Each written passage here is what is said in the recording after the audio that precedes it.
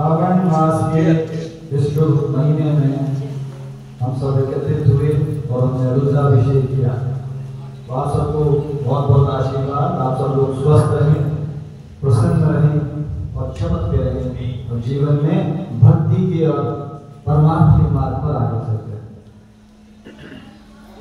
कहते हैं जहाँ रुद्र अभिषेक होता है वहाँ सर्व कल्याण होता है। भगवान का नाम ही है शंकर। शंकर मतलब सबका कल्याण करने वाला। हलाहल ऋषभ निकला तो भाग किसने क्या भोलेनाथ, इसलिए नीलकंठ उनको कहा जाता। तो उनके स्मरण मात्र से कल्याण हो जाता। जहां तो विधिवत रूप से वैदिक परंपरा से रुद्र अभिषेक किया जाए, कहते हैं वहां को कोटि कोटि इसका फल मिलता है।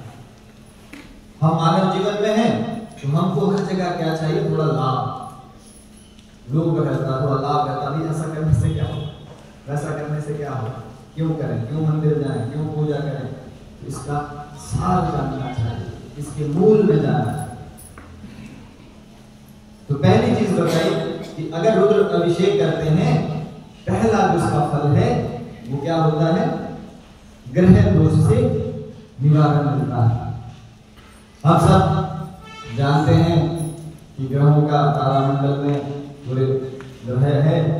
जिस तरह से सर्दी और गर्मी का हम पर असर होता है, उसी तरह से ग्रहों नक्षत्रों का भी हमारे जीवन में असर आता है।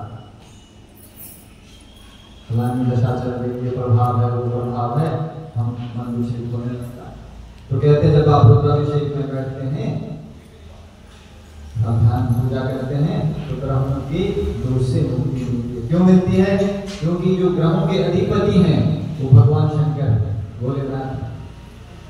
जब हम उनकी पूजा में लीन हो गए, उनके साथ एकाकार हो गया, तो बाकी ग्रह भी अनुकूल हो जाते हैं, पूरा प्रभाव नहीं देते। दूसरा बताते हैं कि रुद्राभिषेक करने से दूसरा बड़ा लाभ क्या है, कर्म का बोझ मिट जाता है। हम सब लोग कर्म करते हैं, संसार में कर्म करना ही होता है, बिना कर्म के कोई जीव नहीं है। हम क्या करते हैं, धनार्जन के लिए पशुपालन करते हैं, नौकरी करते हैं, व्यापार करते हैं, दुकान करते हैं, मकान करते हैं, कुछ ना कुछ हम कर्म करते हैं। कर्म का भी दोष लग जाता है। कितना ही अच्छा कर्म करो, उसका दूसरा पहलू है।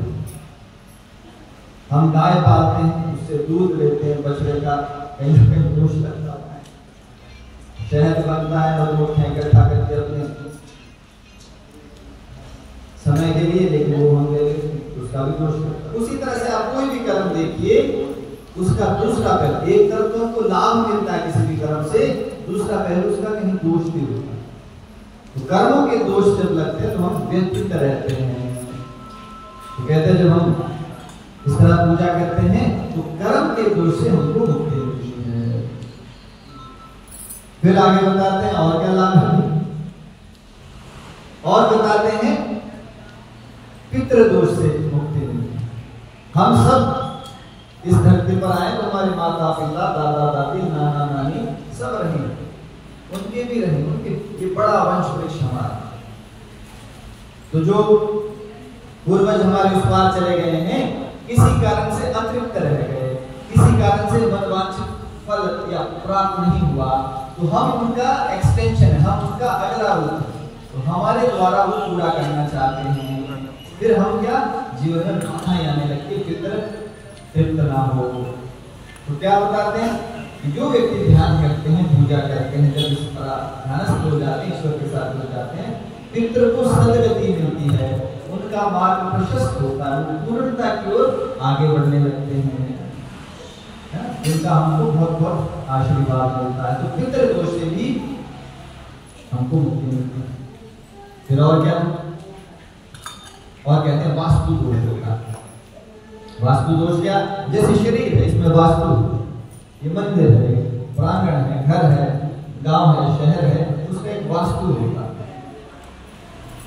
अब वास्तु दोष में क्या है, ऊर्जा का अवरोध होता है। जैसे आप घर में नल में है, पानी आ रहा है, नल जो पाइप है, नली है, उसमें कुछ अटक गया तो कम पानी आता है।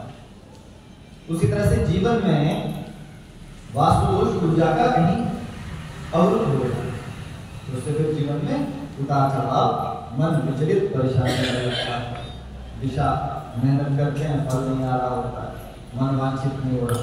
तो कहते हैं जब हम इस तरह से रुद्राभिषेक करते हैं तो वास्तु दोष से भी मुक्ति मिलती है। शरीर में वास्तु खराब है तो रोग होने लगते। एक ऊर्जा का संचार गतिशील, एक सामान्य, एक प्रखर चलने लगे तो हम स्वस्थ महसूस करते हैं। इस तरह से अनेकों लाभ, लेकिन सबसे बड़ा लाभ मैं कहता हूँ क्या है, जीवन में भक्ति आती है। अभी थोड़ी देर आपने सबने सुना मंत्र, कितने लोगों को समझ में पड़ा? समझ आया आपको? नहीं समझ आया क्या बोल रहे हैं? तो अच्छा लगा? अच्छा लगा कि नहीं? अच्छा लगा भाई, समझ तो आया नहीं। अच्छा, कितने लोगों को अच्छा लगा? सबको अच्छा लगे। क्यों? उस स्पंदन है। हम शरीर को यहाँ से 100 साल में सब हम चले जाएंगे, लेकिन चेतना पुरानी है, उसमें वो है पहले से वो मंत्र, वो स्पंदन, वो ऊर्जा है।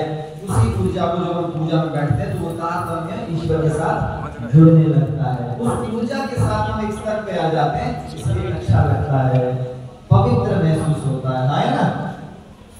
ये है अनेकों फल है। फिर कहते हैं भगवान तो सर्वव्यापक है, निर्गुण है, निराकार है, सर्वज्ञ है, साकार है। आप सब ने भी चरणामृत लिया, स्वाद लगा आपको? कितने लोगों को स्वाद लगा? अच्छा, ये स्वाद दिखता है क्या? दिखाओ। ये क्या है?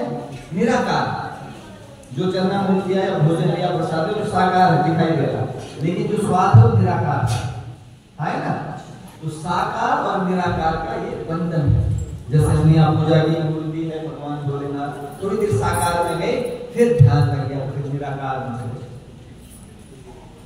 दुख होता है दिखाई नहीं देता, दर्द होता है दिखाई नहीं देता, दिखता दर्द होता तो बहुत है, लेकिन बोले कि दिखाओ निराकार, दवाई के साकार। इस तरह से इसलिए कहा, शिव भगवान को कैसा कहा?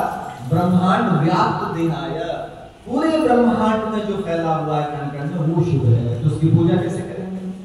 कहते हैं उसके लिए शिव बनना पड़ता है। तो थोड़ी देर जब हम बैठे उस ऊर्जा में आ गए, हम भी वही बन गए, 1 घंटे के लिए हम भी शिव बन गए, तभी पूजा में सम्मिलित हो